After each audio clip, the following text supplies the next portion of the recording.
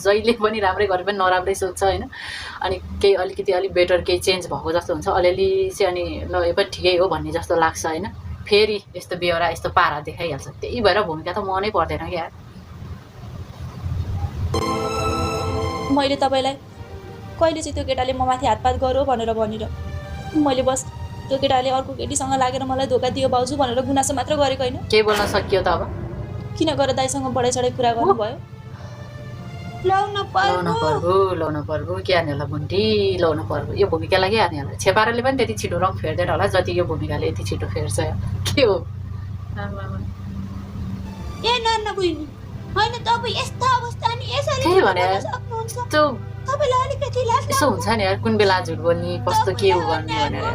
आफूले माया र मुन्छेले तपाईलाई यसरी धोका दियो, तपाईलाई जबरजस्ती त्यस्तो नचाहिँदो कुराहरू केहरू गर्यो भनेर त्यो केटा